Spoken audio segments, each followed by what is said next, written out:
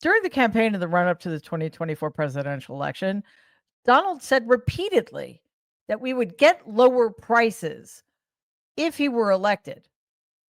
But here's what he had to say this week. I want to delve into one of your signature promises on the campaign trail, which was to end inflation, to lower prices. You are now proposing tariffs against the United States' three biggest trading partners. Economists of all stripes say that ultimately consumers pay the price of tariffs. I don't believe Can it. you guarantee American families won't pay more?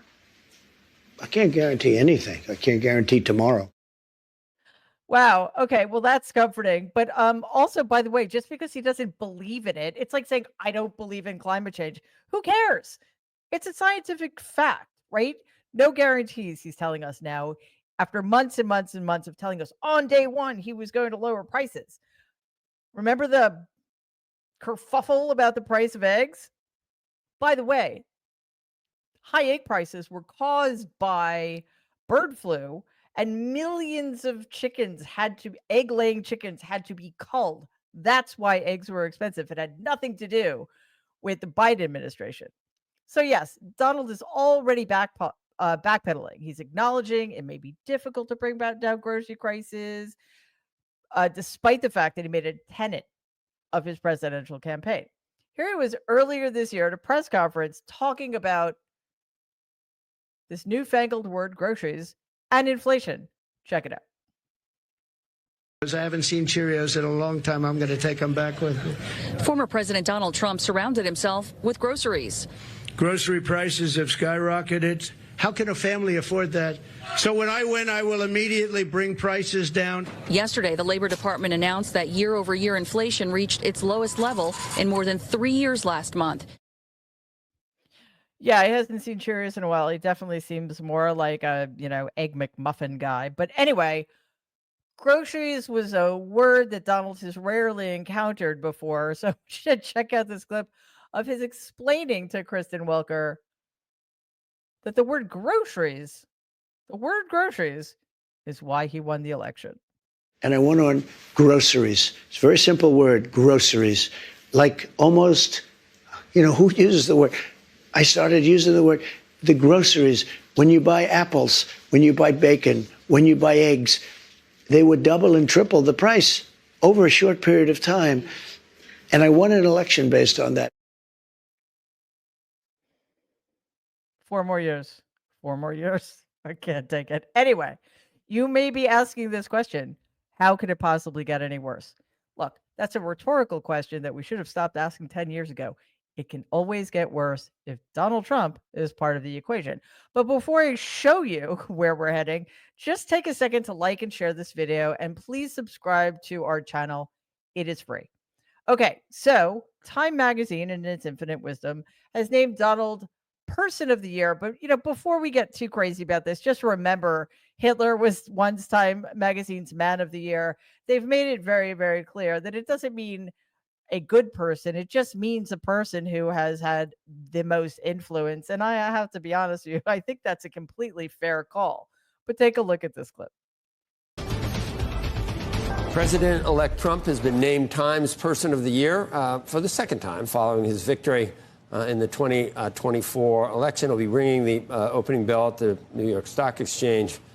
That's the actual cover. one. We were discussing what would be the actual cover. Would they use the fight image that we were talking about after he was shot? But here we are. Well, he was theoretically shot at, but I didn't know that being Person of the Year meant that you got to ring the bell. He must be very excited about that.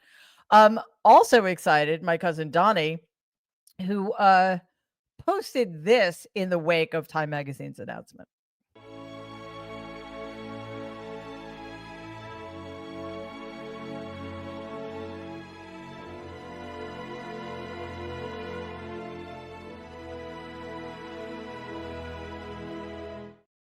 Seriously, 4 more years of that. Thanks, guys. Anyway, what's weird about, what's weird about that? There's so many things deeply weird about that. But it looks like he's kicking Zelensky in the head, but I think you could also argue that he's kicking off the previous Person of the Year. But Zelensky was Times Person of the Year in 2020. Taylor Swift was Times Person of the Year last year. So shouldn't he be kicking her off the cover? But I think it's safe to say at this point that Donald is as afraid of Swifties as he is of our enemy and Ukraine's Vladimir Putin. And don't be fooled. Putin still owns Donald and is holding the end of his leash. Speaking of dictators, Donald invited somebody to his inauguration, a foreign leader, not Putin, but sorry, I have so much trouble pronouncing that name. Xi Jinping, a communist leader of China. Yes, the rival leader of communist China has been invited to our inauguration. Check out this clip. Sources have confirmed to CBS News that President-elect Donald Trump has invited Chinese President Xi Jinping to his inauguration next month. Trump apparently extended the invitation shortly after winning the election. Has a leader of a foreign nation ever attended a U.S. presidential inauguration before? I mean, what would be the significance if he accepted? This would be unusual. Unusual. It sounds like a euphemism to me. It's fucking insane. But I'm guessing it's because his Donald's love letter to Kim Jong-un of North Korea, brutal totalitarian leader of North Korea, his love letter was lost in the mail. In his infinite wisdom, Donald has decided that he wants Carrie Lake, failed gubernatorial candidate in Arizona, failed Senate candidate in Arizona, psycho anti-immigrant conspiracy theorist Carrie Lake, to be his choice as director of Voice of America. Now, Lake is a former news anchor, and here's what she had to say about the 2020 election in an interview with the BBC back in 2022. If Donald Trump runs again in 2024, will you work and campaign for him? Oh my goodness, absolutely. Do you think he will run again? I do think he will run again, yeah. Will he win? He shouldn't have to run again because he won the last election, but he will win, and President Donald Trump will come back with a vengeance. Do you really believe the 2020 election was stolen? Yes, absolutely. I'm not the only one who believes it. The majority of Americans believe it. Unfortunately, the media refuses to cover it. No, the majority of Americans do not believe this. Those who do believe it, or believe it because they've been lied to constantly for 4 years, or like Carrie Lake, they're certifiably insane. Okay, why does this matter? First of all, presidents don't normally pick the director of the Voice of America, and it matters because Voice of America is a state-run outlet that broadcasts globally. Hundreds of millions of people listen to Voice of America, and to have Carrie Lake in charge of it almost guarantees, unless there are some very serious guardrails in place, that it will become another cesspool of propaganda and conspiracy theories. So, bad news. It will basically turn into the equivalent of having Newsmax or OAN on military bases around the world. Speaking of not particularly well-adjusted Republicans, Representative Nancy Mace, who has never met a camera she doesn't like, although hers typically don't have Vaseline spread across its lenses, recently employed a lot of anti-trans rhetoric in order to get attention. She claimed that she was, quote, physically accosted, unquote, on Capitol Hill yesterday by a trans right advocate. Witnesses said, however, it was just a handshake. Mace suggested the confrontation was over her crusade against trans people, and she posted on Twitter afterwards, "Your threats will not stop my fight for women." Not to worry, she was well enough to post this photo of herself with the caption, "Just sitting here with your run-of-the-mill, gentle, normal handshake," and the hashtag, "Hold the line." Hold the line against what? Sexual predators, perhaps? I don't know, maybe sexual predators like Pete Hegseth, Matt Gaetz, yeah, who am I kidding? She doesn't care.